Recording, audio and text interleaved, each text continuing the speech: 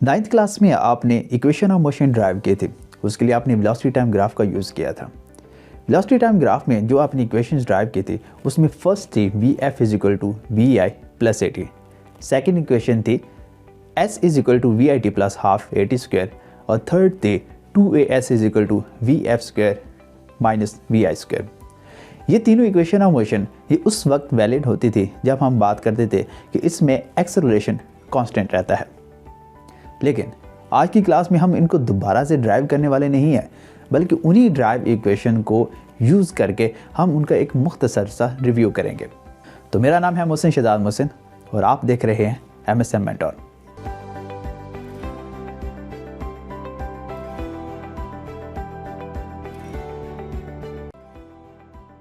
हम equation of motion का तो पता है, हमने तीनों के बारे में पहले भी पढ़ रखा है और अभी भी बात की है, लेकिन ये इक्वेशन ऑफ मोशन हर एक केस में लागू नहीं होती।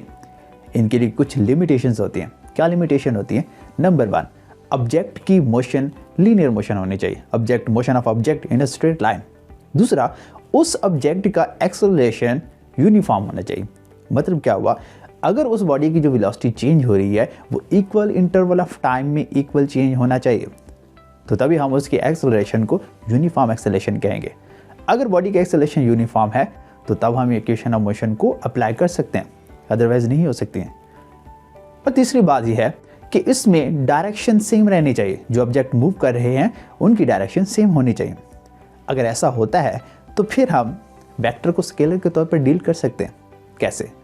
अगर दो पॉइंट्स के दरमियान सिर्फ एक ही रास्ता है गुजरने के लिए, तो फिर उसका शॉर्टेस्ट डिस्टेंस भी यही होगा, जिसको हम डिस्प्लेसमेंट बोलते हैं, और इन दोनों पॉइंट्स के दरमियान पाथ लेंथ भी यही होगी, जिसको हम डिस्टेंस कहते हैं। अब डिस्टेंस स्केलर क्वांटिटी है, जबकि डिस्प्लेसमेंट एक वेक्टर क्वांटिटी है। जब ये दोनों हैं सेम, तो फिर हम इस वेक्टर को स्केलर के तौर पर डील कर सकते हैं। सिमिलरली, अगर इसी डिस्टेंस को हम टाइम से डिवाइड कर देते हैं तो कहलाता है स्पीड, और इसी डिस्प्लेसमेंट को अगर हम टाइम से डिवाइड करते हैं तो कहलाता है वेलोसिटी। अगर ये डिस्टेंस और डिस्प्लेसमेंट इक्वल हो गए हैं तो इनके टाइम के लिहाज से जो रेशियोज हैं, जिसको हम स्पीड और वेलोसिटी कहते हैं, तो ये भी तो इक्वल हो जाएंगे।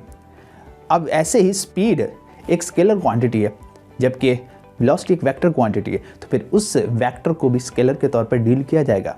तो यही वजह होती है कि जब ऑब्जेक्ट एक स्ट्रेट लाइन में मूव करते हैं और एक ही डायरेक्शन में मूव करते हैं, तो फिर इन इक्वेशन ऑफ मोशन के केस में हम उनको स्केलर के तौर पर डील कर सकते हैं।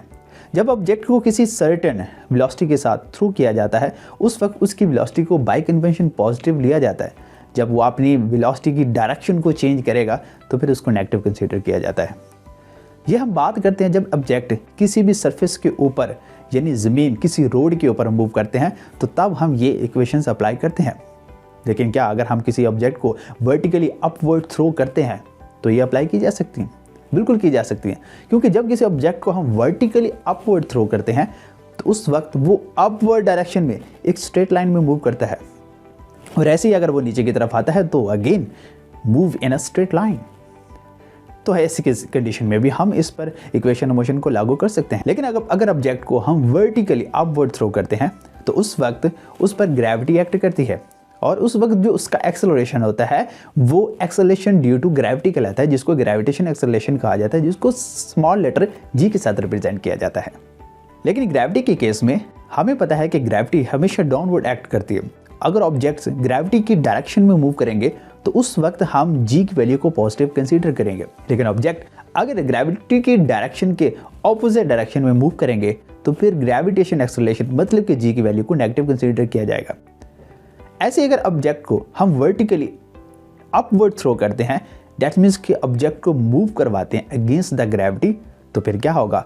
फिर ऐसे सिचुएशन में इन्हीं इक्वेशन ऑफ मोशन में थोड़ी सी चेंजिंग करेंगे। जहां पर हम एक्सेलरेशन a यूज करते थे उसको रिप्लेस कर देंगे g के साथ। जहां पर डिस्टेंस ऐसे हमने नोट किया था, अब वो डिस्टेंस ऐसे होगा तो फिर ये हाइट कहलाएगा, तो s को रिप्लेस किया जाएगा h के साथ। तो हमारे पास जो फर्स्ट इक्वेशन ऑफ मोशन बनेगी वो क्या बनेगी? Vf = Vi + Gt, क्योंकि मैं बात कर रहा हूं मोशन अपवर्ड डायरेक्शन में, तो फिर हम ऑब्जेक्ट को ग्रेविटी के अगेंस्ट मूव करवा रहे हैं, तो g की वैल्यू को हम नेगेटिव कंसीडर करेंगे।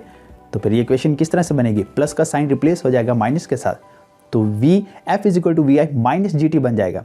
ऐसे ही h is equal to we i t minus half g t square होगा, क्योंकि यहाँ दोबारा हम जी को रिप्लेस कर रहे हैं माइनस जी के साथ, तो प्लस भी माइनस में रिप्लेस हो जाएगा।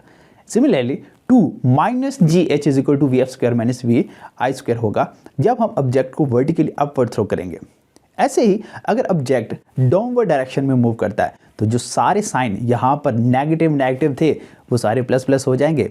तो हमारे पास इक्वेशन क्या बनेगी, V F is equal to we I plus G T, और इसके साथ ही एस जो कि एच के साथ रिप्लेस करेंगे, h is equal to we i t plus half g t square, क्योंकि यहाँ प्लस का साइन होगा। Similarly 2g h is equal to V F square minus we I square. तो ये हमारे पास होगी equation of motion under the action of gravity. और under the action of gravity में है दो केसेस पढ़ते हैं, एक ऑब्जेक्ट जब अपवर्ड मूव करेगा और एक ऑब्जेक्ट जब डाउनवर्ड मूव करेगा।